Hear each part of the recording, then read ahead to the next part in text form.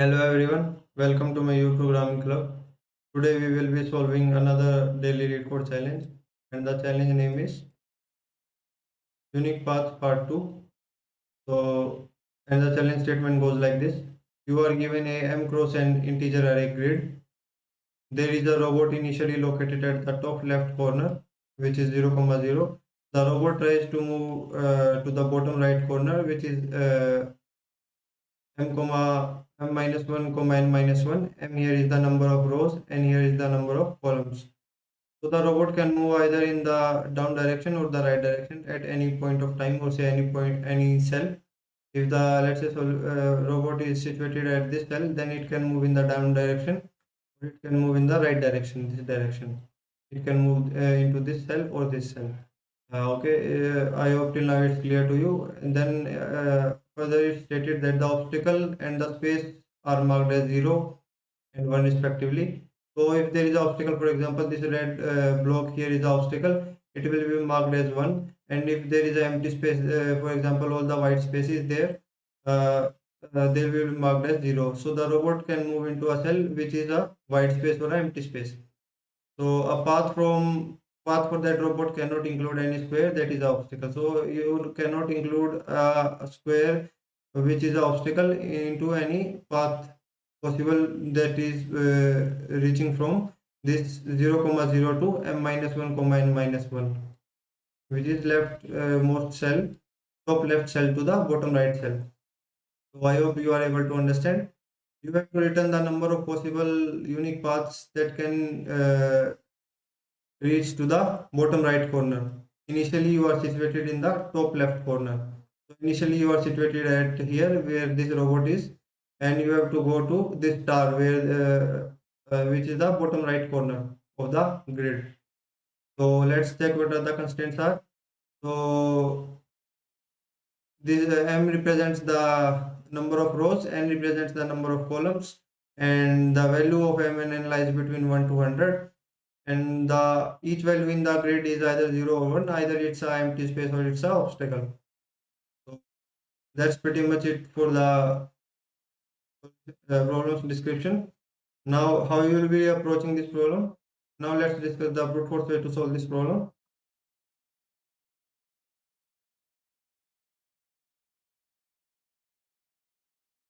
The sample input given here, the first input for the first example, I have copied that example and pasted it here. What is the brute force approach? To generate all possible combinations.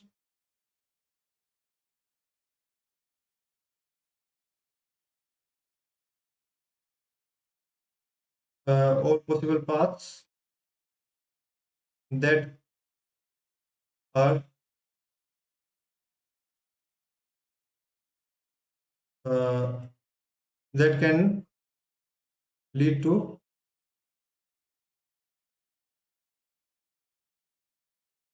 bottom right cell from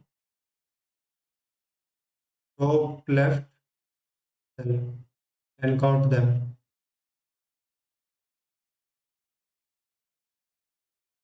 Let's say if you are present at cell R comma C, R here is the x coordinate.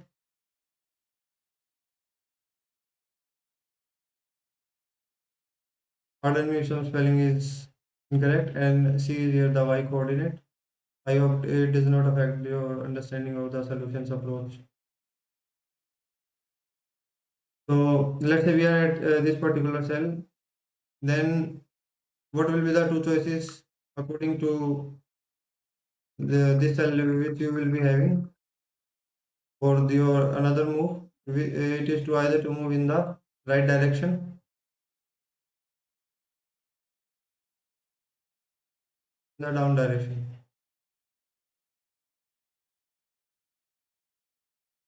Right direction will be r comma c plus 1.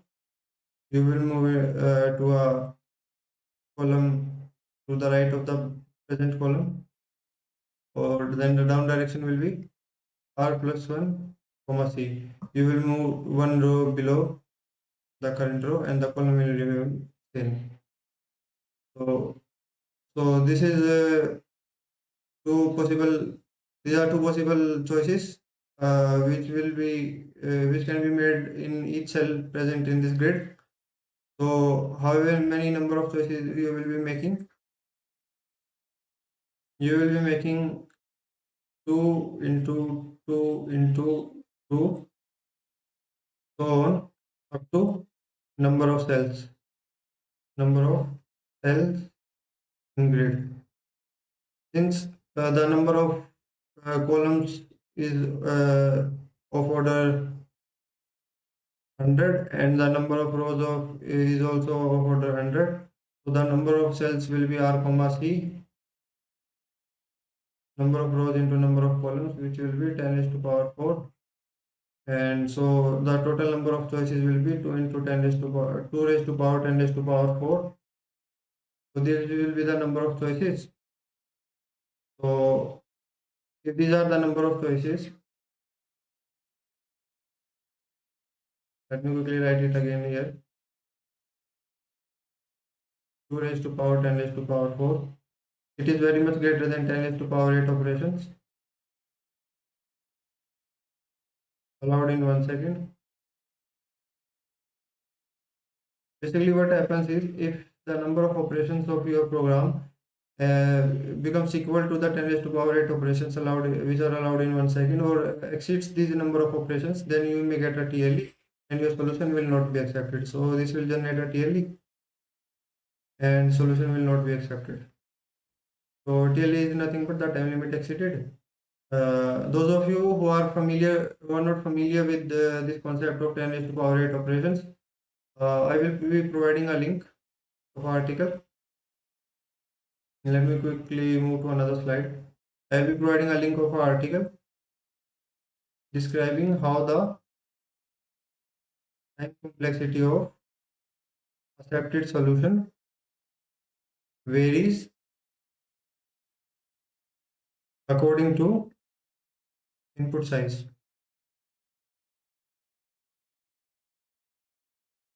So you can check that article out and then you will be able to understand what I was talking here in this previous slide. When the number of operations of your solution exceeds or becomes equal to 10 raised to power 8 operations, then you may get a TLE and then you have to optimize your solution. So you have to optimize this brute force in order to get accepted solution, your solution accepted. Now how you will be able to optimize this? This is the follow-up question. So let's say while choosing a path from top left cell to the bottom right cell, you encountered this cell for the first time, which this cell is nothing but 0, 2. Let's say you encountered it for the first time. Now if you know the result for this particular cell, then based on the result of this particular cell, you can generate the result of these two cells that you can move from this cell, which is nothing but, here we are at present we are not considering the out of boundary conditions for the grid. These two cells you can move. If you know the result of what is the result of this cell, then you will also be able to know uh, how many number of paths are available to reach these two cells, which will be nothing but uh, equal to the number of paths that are possible to reach this cell 0, 2. So if let's say you encounter it for the first time, then you will do calculations for number of possible paths to reach current cell from top left cell.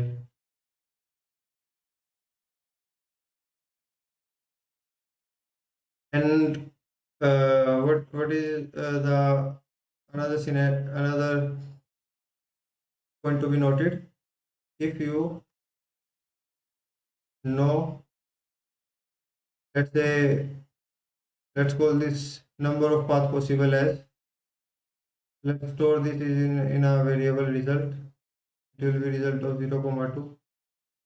Let's say you know the result.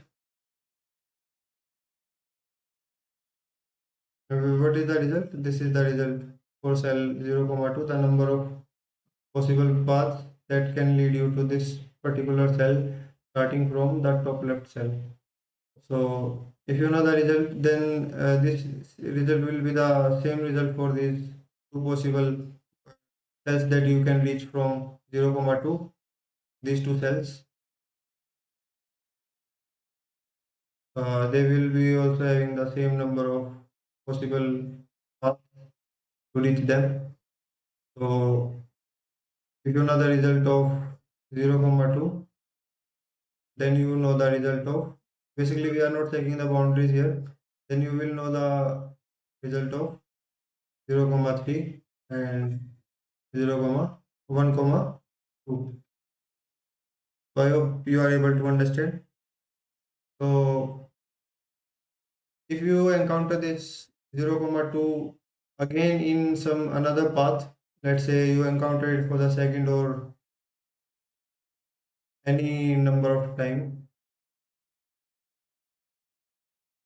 greater than 1,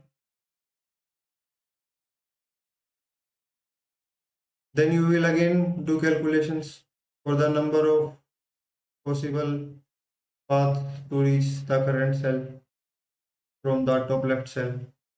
To avoid these calculations being done again and again and again, we will just store the result of this particular cell. Result is nothing but possible number of paths to reach the current cell from top left cell. So we will store the result for this particular cell, and accordingly we will be building the result for the cells which we can reach from this particular cell. So the result for this 0 comma 3 and result for 1 comma 2 will be same as that of result of 0 comma 2. So these two are the things that you should note here. So what we are doing is, one, let me quickly move to another slide. One, we are avoiding extra work.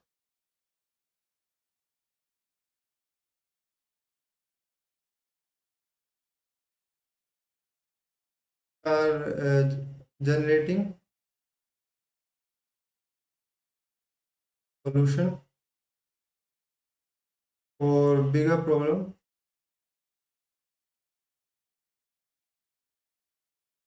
combining the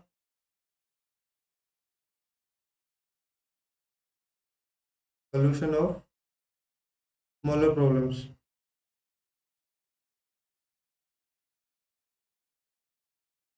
Bigger problem, for example, here was to find out what will be the result for these two cells. And what was the smaller problem? Smaller problem was to find out what was the result for this cell.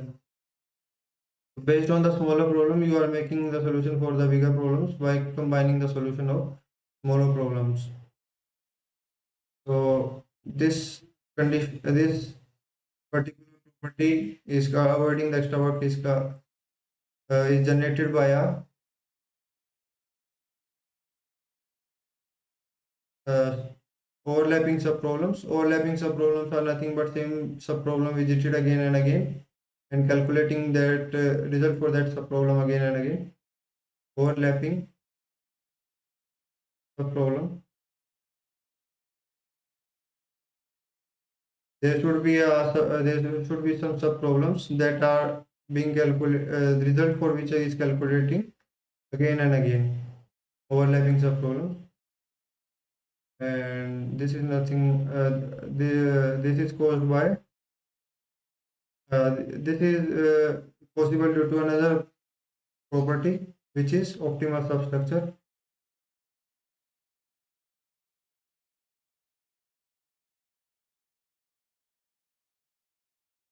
What happens is, there is, if let's say this is a bigger problem, it can be divided into the sub problems, and let's say the solution of these problems be S1, S2, and S3, and let's call the solution of this big problem is SB. Then SB can be obtained by combining the solutions of the smaller problems, which is S1 plus S2 plus S3, combining them, and it will generate the solution for the bigger problem. This is what is optimal substructure is. And those of you who are new with these two conditions, then I will be providing a link for these two conditions. These two are the necessary conditions: overlapping subproblem and this optimal substructure. Store your result of the previously calculated states.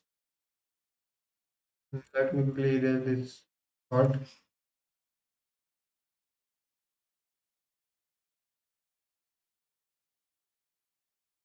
To store the result of previously calculated states.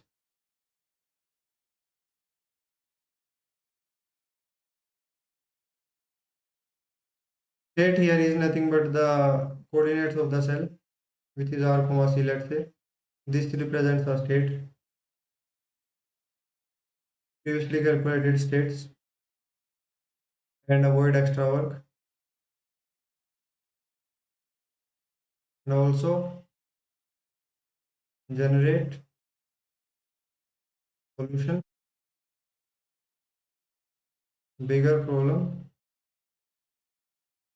based on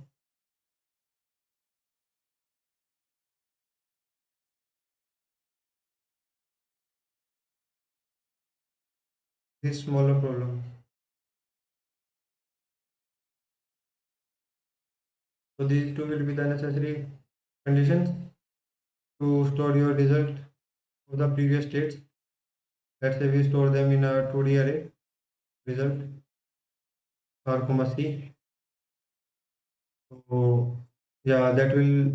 So if let's say you are at, let me quickly take another slide.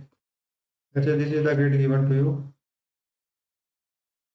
and let's say you are at this cell.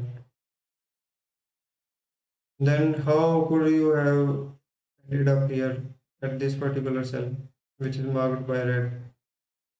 Either you could have taken this path, moved down from this upward cell, or you could have just taken this path, moved right from this left cell. These two would have been the possible path from where you could have reached to this particular cell.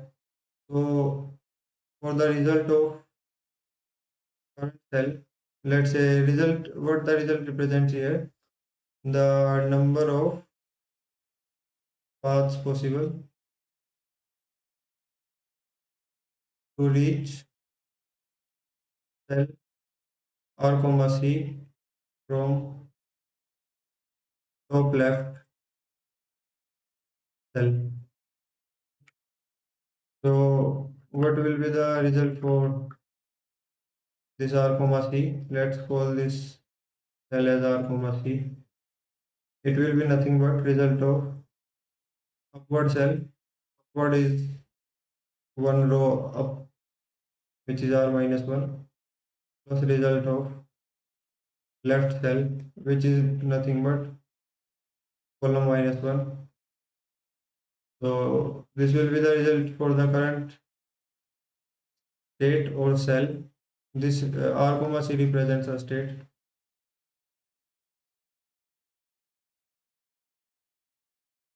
So also we will take the contributions from these previous states.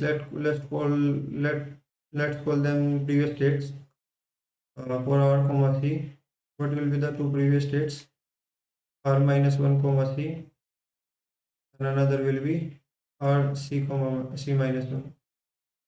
So these are two previous states. This is the current state,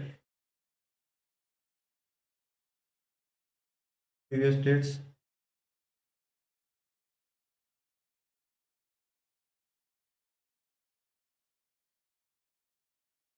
Let's call this P1, let's call this P2. So if let's say there was an obstacle at this, let's call this P1, this as P2. And if let's say there was an obstacle here,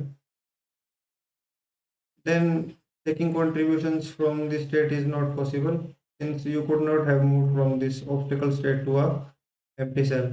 You cannot include this in the path reaching from this top left cell to the current cell. So you will not be taking the contributions in the case if previous state having obstacle.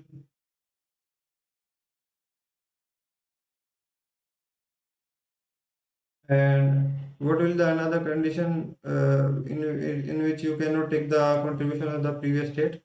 Let's say this previous state was out of the boundaries of the grid. Let's say it was here, P2 was here instead of there. So if the state is out of the boundaries of the grid, if the state is out of the boundary in the grid, then you cannot move from that state to the current state. So in these two conditions, you will not be taking the contribution, not taking contribution.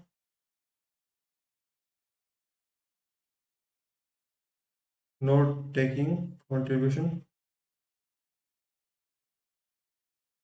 previous state. If any state satisfies either of these two conditions, then you will not take the contributions of that state. So I hope you are able to understand.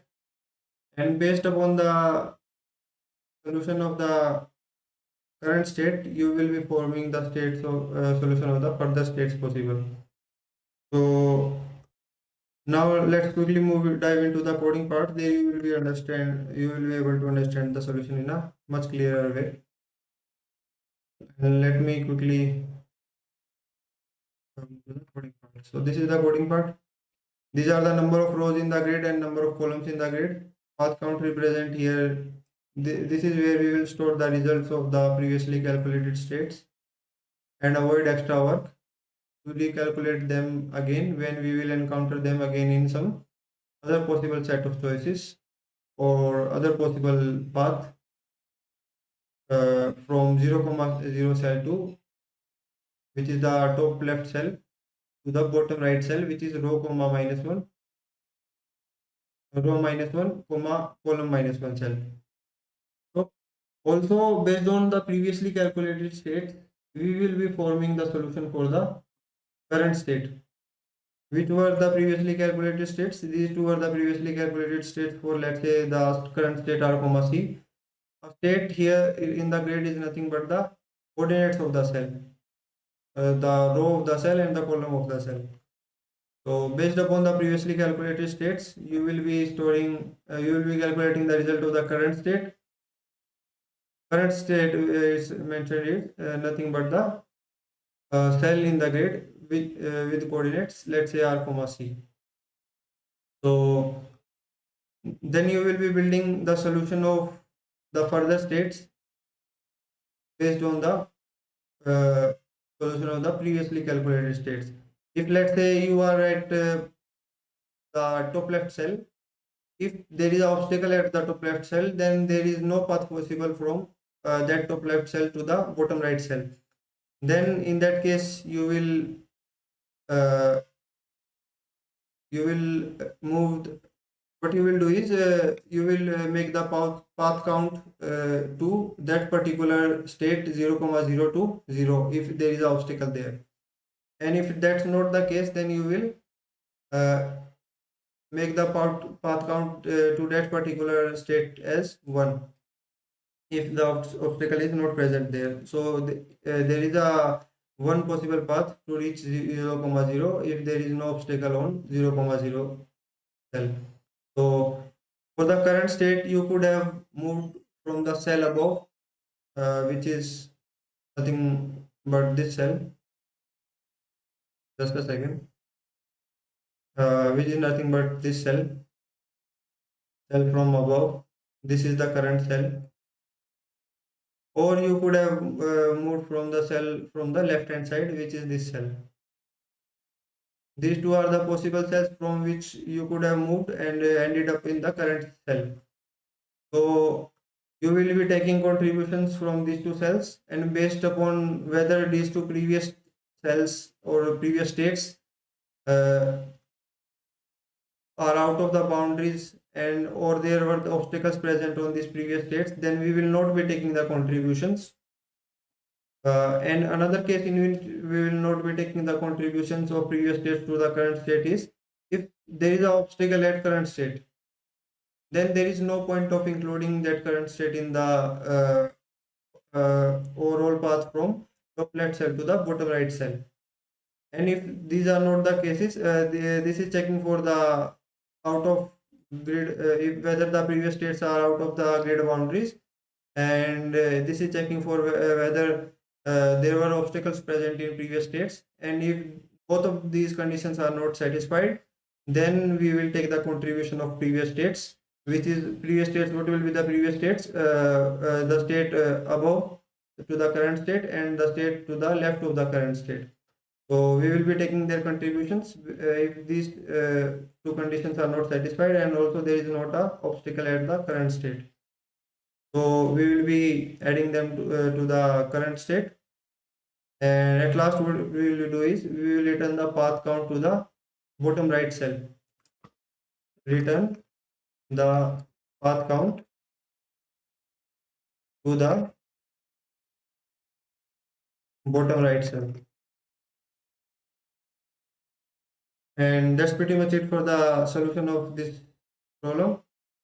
And if you are still having any doubts, please feel free to ask them in the comment section. I will be more than happy to answer them. And the code will be available in both of the languages, C++ and Java, and it will be available on the GitHub repository.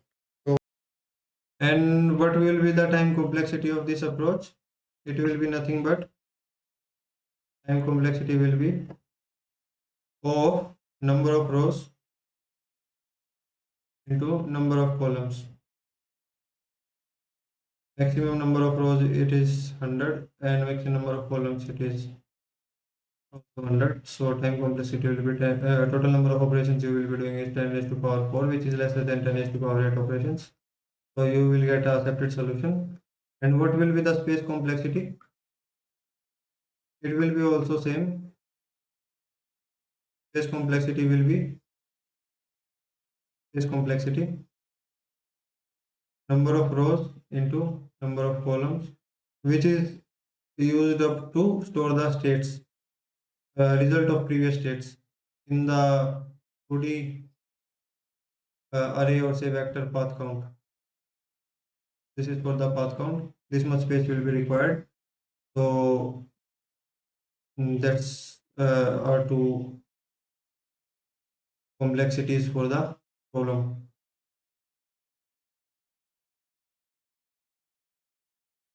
Thank you for watching. If you are still having any doubts, please feel free to ask them in the comment section. Thanks.